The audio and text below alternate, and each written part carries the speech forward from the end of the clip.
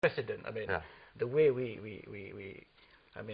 deal with our other nation, it's not quite a law of precedent that should, that bind Australia. And my position is that this group of MPs from Australia, they're just citizens. They are not representing the state. So can we say that this kind of interference in our affairs? Yeah, but given that some strong reaction from nations, for example, as much as that is to be expected, and what they are asking is something which I think is possible within our system, and I think they know our system. They are asking for the charges to be dropped, and under Article 145, Clause 3, it's very clear that the AG has got the discretion either to continue, discontinue, or whatever with regard to charges in court. So they are just asking for something that is possible to be done within our legal system. Yeah, but by asking through the public means, that is tantamount to, I think, diplomatic dereliction.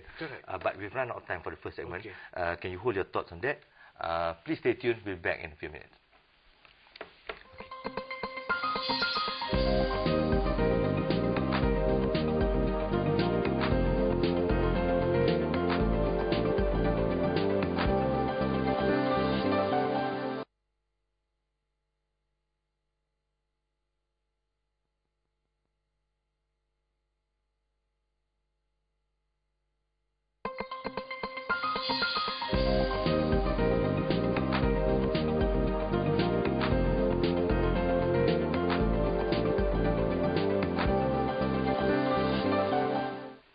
We are back. You're watching In Frame, and we're still discussing foreign interference on Malaysia's judicial process. Before we went for the break, Datuk, I said that while professors said that they have right to express, and what they're asking is within the confines of our laws, but I pointed out that it could be a dereliction of diplomatic relations.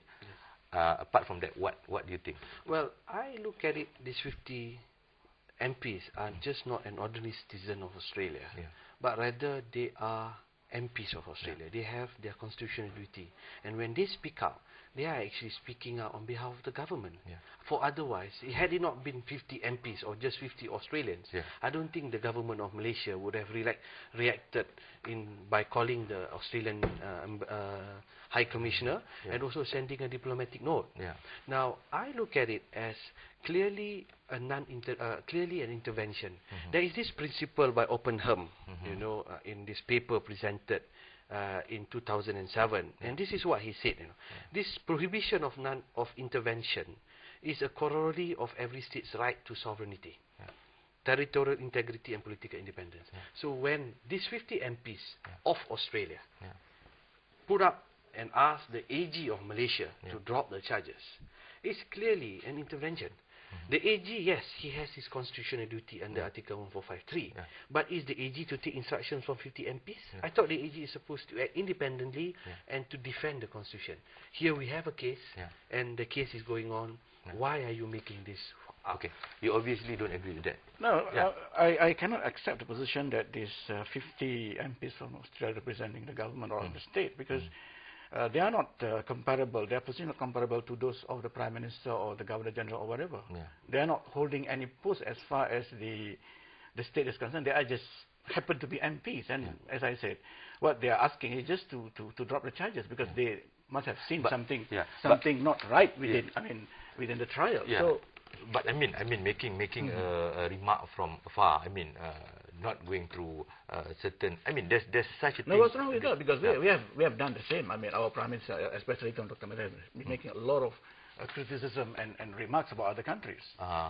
For example, Guantanamo and so on. And he was he's a former Prime Minister, and people outside can also take that as part of the. Okay. Does that tantamount to interference? You see, when our then Prime Minister Dr. Mahathir Mohamad made statement about Guantanamo Bay, or for that matter, the Israel invasion into Palestine, those are basically matters which have transgressed the United Nations Charter. And as a government, he is speaking as the Prime Minister of that government.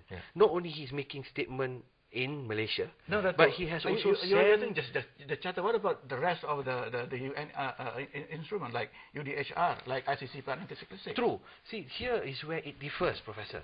Prime Minister Dr. Mahathir Mohamad, when he made statement on Guantanamo Bay and also on Israel invasion, he is speaking as a sovereign state. Yeah. And that stand is not only in Malaysia, but also has been in the Security Council. Yeah. So when you talk on that wavelength, that is non-intervention, because when there is that dictatorial or force use, then each state is allowed to go and make statements. But here, it's just one Anwar Ibrahim being charged for sodomy, come 50 MPs of Australia, thinking that Are they you know saying best. it is ordinary Anwar Ibrahim? He's the leader of the opposition. He You need to say that. But These when he people, is they the are leader, concerned about the democratic process in Asia, part of the world they live in. Okay, before we transgress from the topic, okay, here we have got two issues. One, comments from MPs from Australia on the domestic affair of Malaysia. Yes. Okay, but you see it's not just domestic, because you're talking about within the confines of human rights and whatever the provisions are in the UN, that is okay.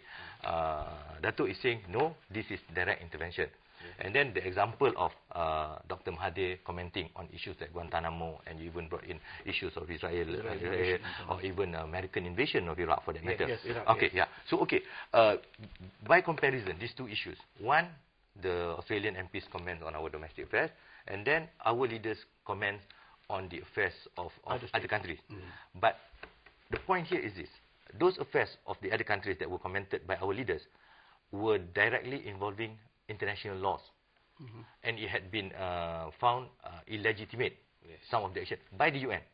So, in that sense, we are not interfering in the affairs of that country, but commenting on what the international body says. Don't you agree on that? No, the first point, I mean, the first thing to clear that from the very word go, I did not see this as interference, because it's just basically ordinary Australian. They are not holding any office. They are not representing the state. So what's wrong with that? So, secondly, so should we just ignore it? Yes, ignore it, or just ask them to come round, or come round, because there seems to be something wrong somewhere over here. You know. So